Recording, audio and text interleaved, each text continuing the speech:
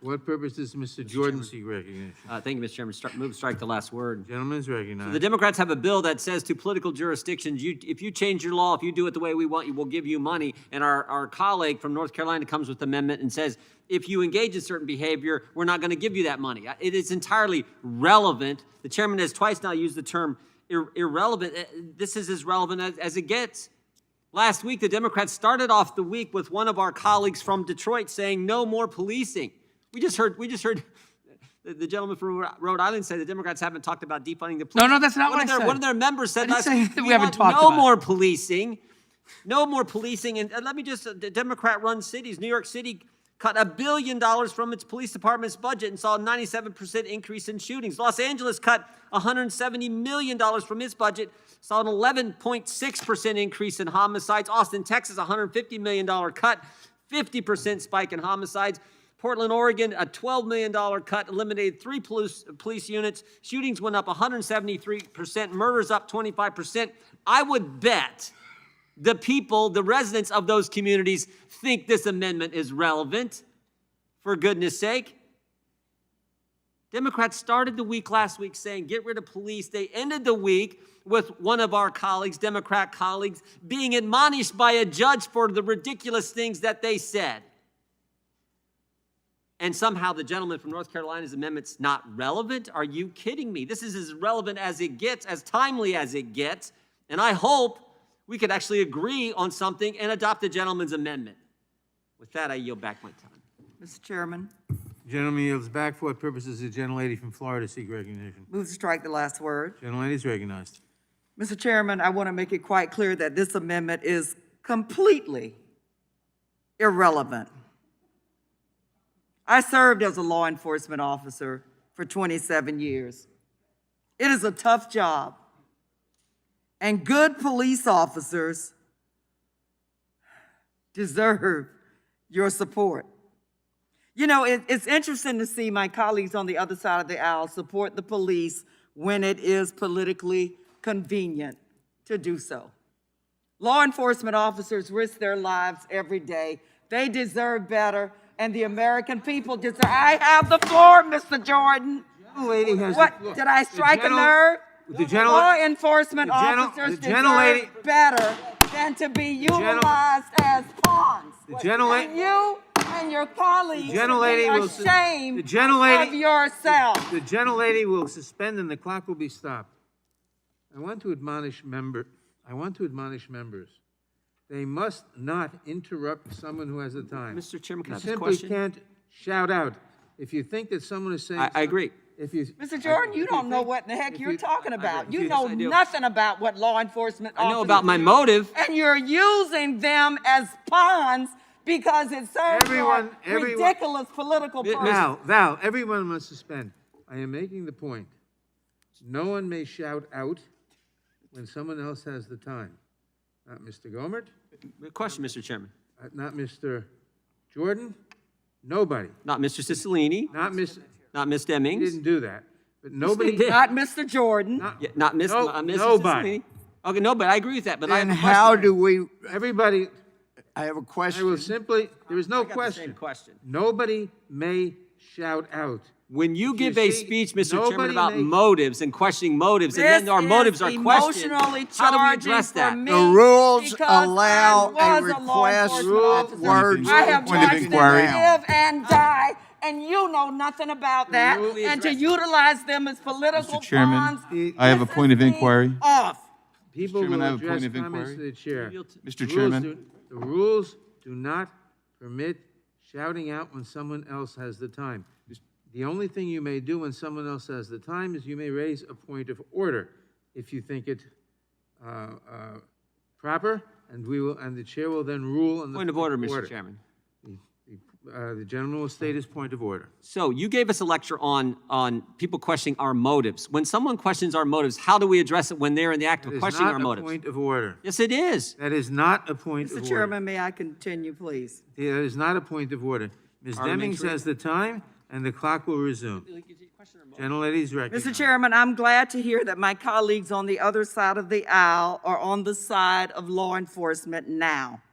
Because I don't know where my colleagues on the other side of the aisle have been over the last 4 years, including on January 6th, when police officers who protect us every day were fighting for their lives because of the big lie that was told, and my colleagues on the other side of the aisle were silent.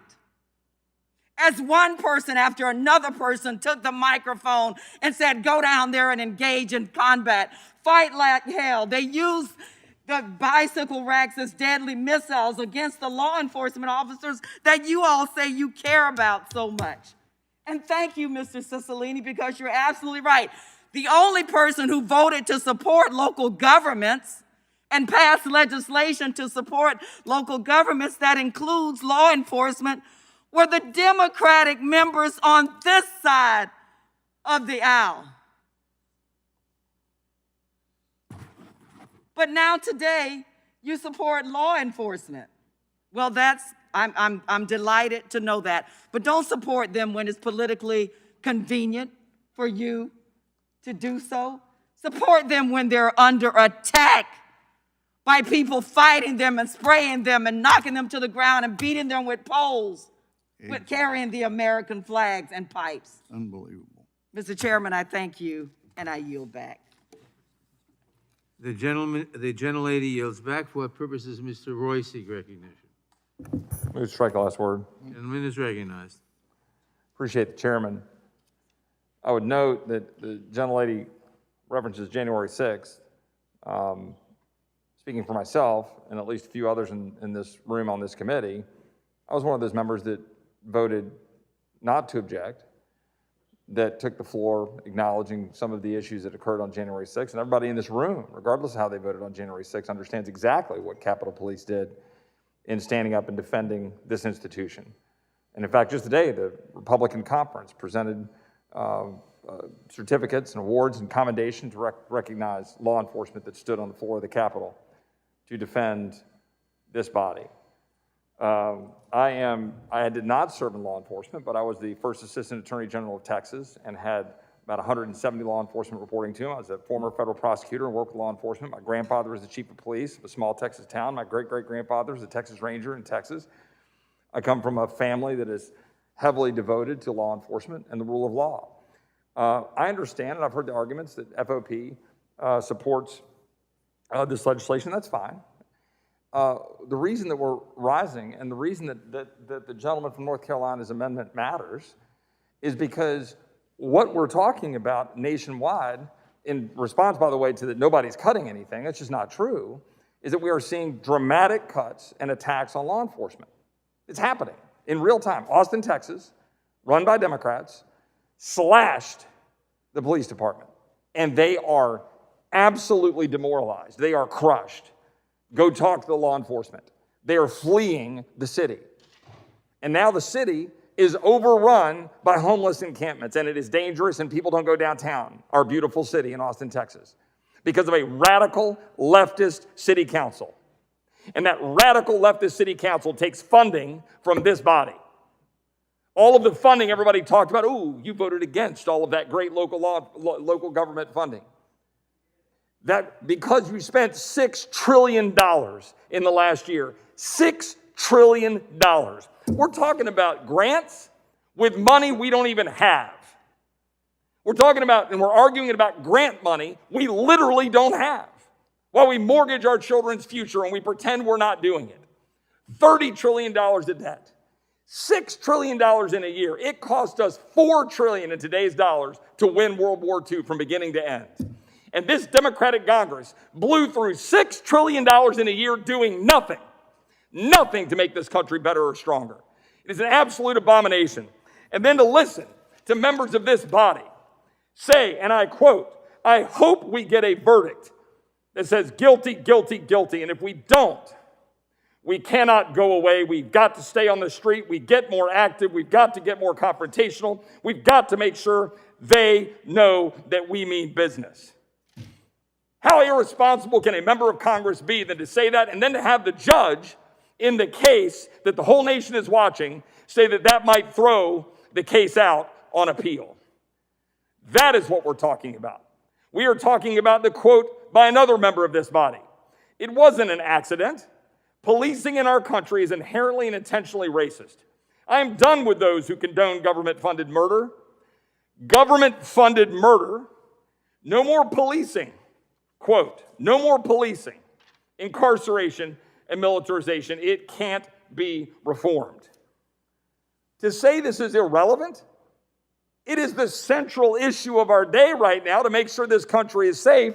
And when we're talking about federal grant money being doled out, and by the way, what does the bill start with? Quote, to provide grants to states that do not suspend, revoke, or refuse. That's what we do. We throw out money, and then we demand action.